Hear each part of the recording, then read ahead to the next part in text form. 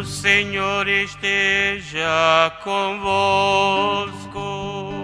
Ele está no meio de nós. Proclamação do Santo Evangelho de nosso Senhor Jesus Cristo, segundo Marcos. Glória a vós, Senhor. Naquele tempo, começou Pedro a dizer a Jesus: Eis que nós deixaremos tudo e te seguiremos. Respondeu Jesus: Em verdade vos digo, quem tiver deixado casa, irmãos, irmãs, mãe, pai, filhos, campos, por causa de mim e do Evangelho, receberá 100 vezes mais agora, durante esta vida, casa, irmãos, irmãs, mães, filhos e campos com perseguições. E no mundo futuro, a vida eterna.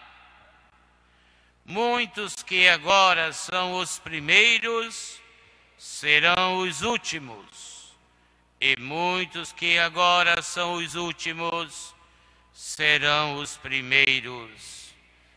Palavra da salvação. Glória a vós, Senhor.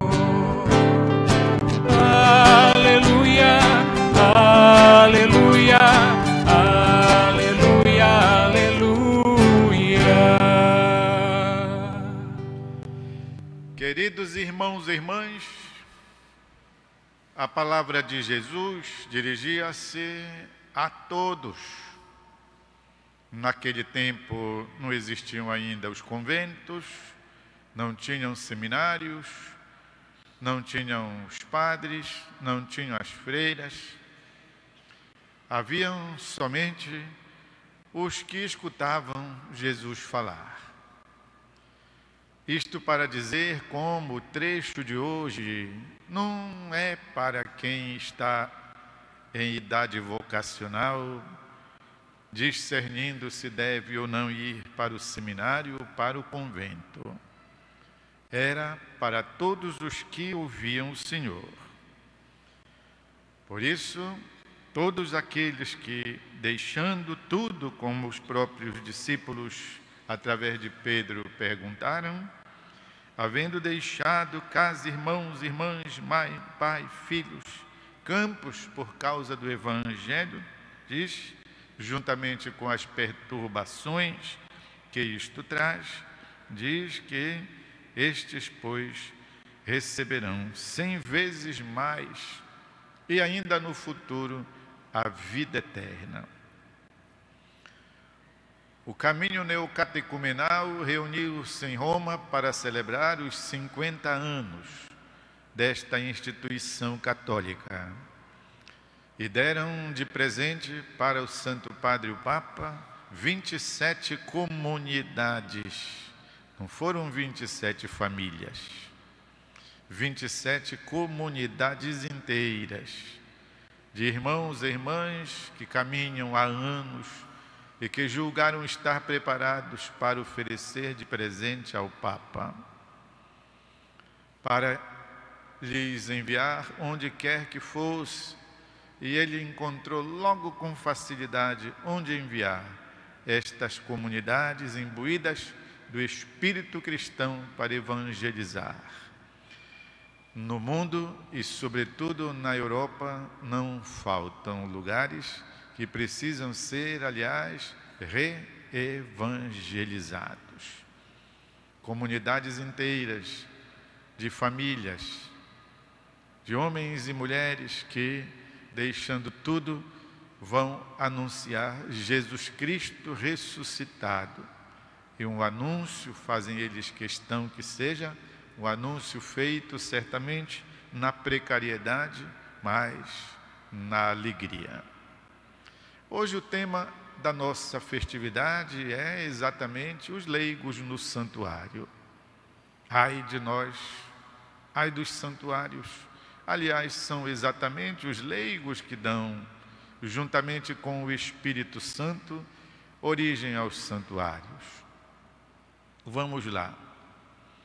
Quando Jesus foi apresentado no Templo de Jerusalém, diz que ali, naquele grandioso lugar de oração internacional do povo judeu, havia um velho padre que naquele dia já estava aposentado na casa dele, mas naquele dia deu uma comichão no velho e ele disse: hoje eu quero ir na igreja. Deram o jeito e levaram o padre. Sabe como são os nossos idosos quando querem uma coisa? E assim fizeram. E levaram lá esse idoso.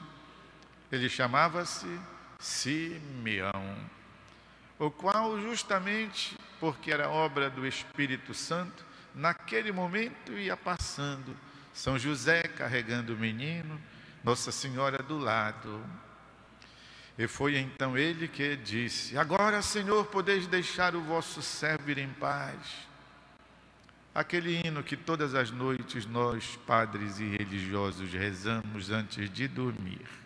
Porque os meus olhos viram a tua salvação, que preparastes diante das nações, luz para iluminar os povos. Simeão.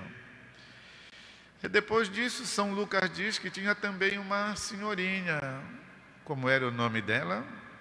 Uma profetisa, Ana, e diz que ela passava noite e dia,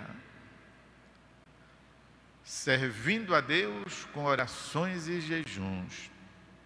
Vivera 7 anos com o marido, ele morreu, tornou-se viúva e ela se mudou para a igreja. Não devia atrapalhar a vida lá do padre, mas é dito que servia com jejuns e preces.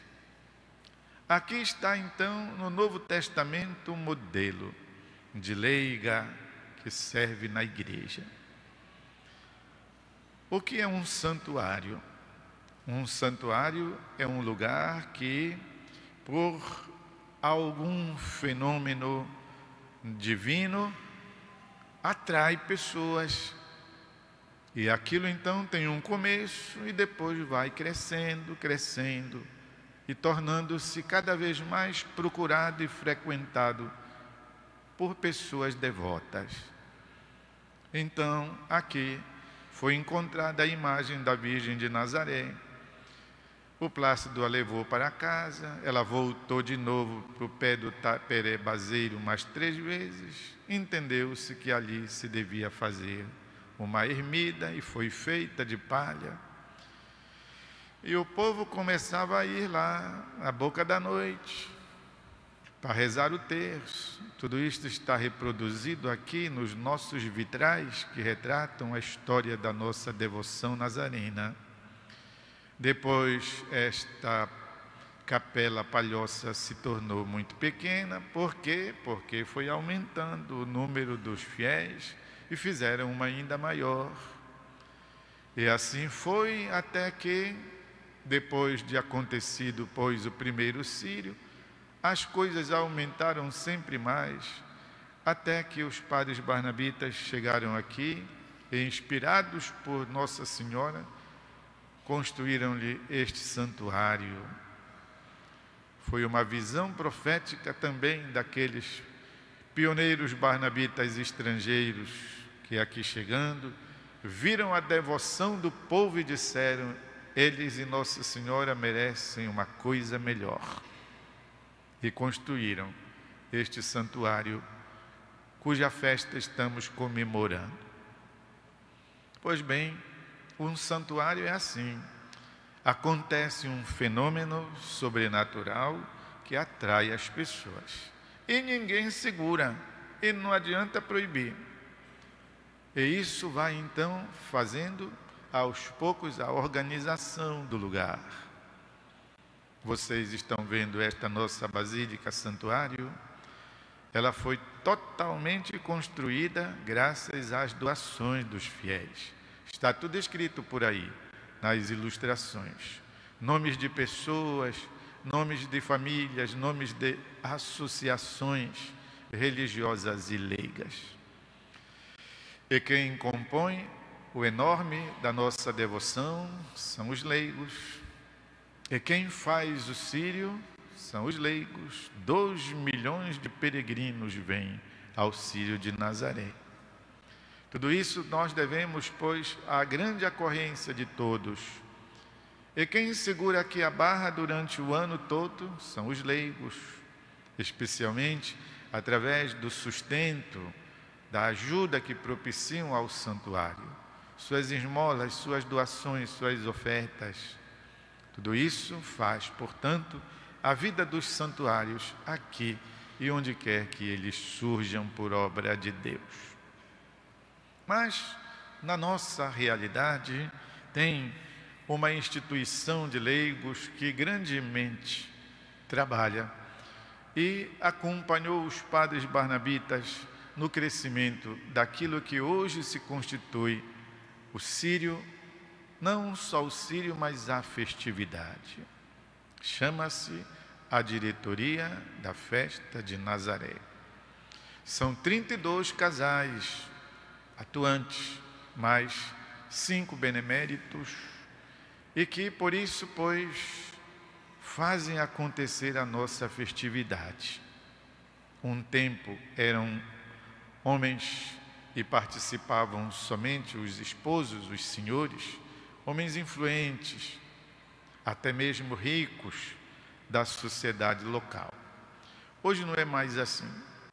E fazemos questão de que, de fato, sejam homens, e agora são casais, as esposas também participam pelo lado delas, que estejam engajados em suas paróquias e que vivam do seu trabalho e que deem testemunho de vida cristã. E não são apenas da nossa paróquia de Nazaré, mas das paróquias da nossa arquidiocese. E trabalham, pois, de círio a círio, isto é, quando termina um círio, já estamos pensando no próximo, porque, graças a Deus, todos os anos o círio de Nazaré acontece. Tudo isso faz-nos refletir, meus irmãos e irmãs, sobre o argumento do ano que estamos vivendo, o ano do laicato. Foi uma vontade da nossa igreja no Brasil comemorar os 50 anos de um documento do Vaticano II, o qual exatamente tratava sobre os leigos e que recebeu um grande impulso, uma comemoração no 20º ano, pois, deste documento, e que São João Paulo II, por aquela época, escreveu um outro documento para atualizar o primeiro. São João Paulo escreveu o Christe Fidelis Laici, sobre, portanto, os fiéis leigos. Estamos comemorando 50 anos disso tudo. E a igreja no Brasil propôs-nos, pois, esse tema: cristãos leigos e leigas na igreja e na sociedade, para compreenderem a sua vocação de batizados, todos chamados a sermos fermento, sal da terra e luz do mundo. Estamos vivendo esse ano do laicato desde o ano passado e irá até, pois, o mês de novembro. Queridos irmãos e irmãs, os fiéis leigos são a maioria na igreja. Muito mais do que o que forma o clero, que são os nossos pastores legítimos e os sacerdotes e os diáconos. Por isso sabemos que os fiéis leigos estão na linha de frente da igreja. Eles devem ser como as plantas. Onde a gente planta a mangueira, lá ela dá flores e frutos. onde a gente põe a planta no vaso, lá ela dá o jeito dela, às vezes até com pouca água, pouco adubo, pouca terra, mas põe flores. Assim deveria ser o leigo cristão.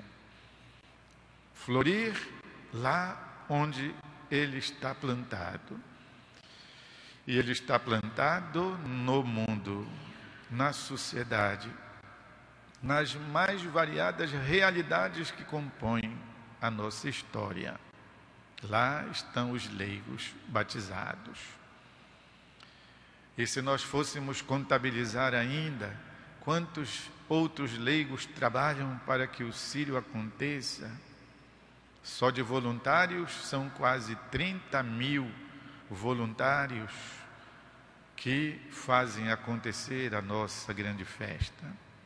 E se fôssemos contabilizar nas nossas paróquias, os leigos que assessoram, que apoiam, que compõem, pois, os conselhos paroquiais, os vários grupos de movimentos pastorais, se fôssemos contabilizar o número de casais que atuam nos encontros de casais, de noivos, na pastoral familiar, seria, pois, um grande exército.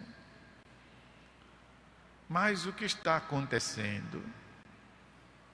Está acontecendo aquilo que o nosso Papa Francisco, ao escrever para o Brasil, instituindo e apoiando o ano do laicato, disse. Ele disse 3 coisas, resumindo, e eu quero aqui resumir para vocês. A primeira coisa que ele disse é que os leigos cristãos estão na frente do tipo de igreja que ele chama de igreja em saída. Ou seja, não é a igreja que fica esperando as pessoas virem, mas que devem ir encontrá-las, ir atrás delas, interessá-las e trazê-las. Não só conformar-se com os que já estão no curral das ovelhas, mas ir buscar novas. E ele atribui esse trabalho aos leigos. Outra coisa que o Papa nos disse é também que o leigo deve trabalhar para a transformação da sociedade, especialmente lá onde existe a miséria, a injustiça, a discriminação. É tarefa dos leigos fazer acontecer isso, realizar isso. E a terceira coisa que ele disse, escrevendo especialmente para o Brasil, é que os leigos cristãos têm também a missão, se não distinguir, porque isto existe desde que mundo é mundo, mas pelo menos se empenharem para minorar a corrupção. A corrupção existe no mundo inteiro, mas sabe como é? Escrevendo para o Brasil, disse o Papa, vou lembrá-los sobre esta praga que está acabando com o nosso país. Por isso, meus irmãos e irmãs, devemos fazer mea máxima culpa, não é isto? Conquanto sejam milhares e milhares de leigos cristãos em nosso país, algumas vezes a gente tem a impressão de que estão fazendo, não diria nada, mas bem pouquinho. E nós devemos, apesar de tudo, reconhecer o grande serviço, mesmo com toda a atrapalhação que isto tem trazido, e todo mundo está dizendo isto, o que os caminhoneiros foram capazes de fazer acontecer. De modo que o que talvez falte para a nossa fé, o que falta para o nosso laicato, o que falta para a nossa igreja é a união. a união. Facilmente se quebra um graveto, mas 2 gravetos já fica mais durinho. E 10 gravetos, literalmente, fica impossível de quebrar com facilidade. E os nossos irmãos caminhoneiros mostraram isso, do que a união é capaz. Por isso, queridos, queridas, vamos hoje, participando aqui da Santa Missa, celebrando a missa do laicato, ouvindo aqui esta pregação, contemplando o rosto de Nossa Senhora na sua imagem, que o rosto do Plácido viu, iluminou-se, alegrou-se com ela. Esta imagem que o Plácido tocou, pegou e certamente aproximou do seu coração, possa inspirar a nós também o amor à nossa cidade tão violenta, o amor ao nosso Estado tão deixado de lado, o amor pela Igreja, o amor pelo nosso país, para que possamos, sendo terra de Santa Cruz, triunfar sobre todas estas dificuldades pelas quais estamos passando. E nisso tudo sejamos fortalecidos e vitoriosos pela força da fé, e uma fé ungida pela enorme devoção mariana que temos. Aqui no Brasil a chamamos de Nossa Senhora Aparecida, aqui em Belém a chamamos de Nossa Senhora de Nazaré, Rainha da Amazônia, a mesma Mãe de Deus, que jamais abandonou e não abandonará os seus filhos. Um instante de silêncio.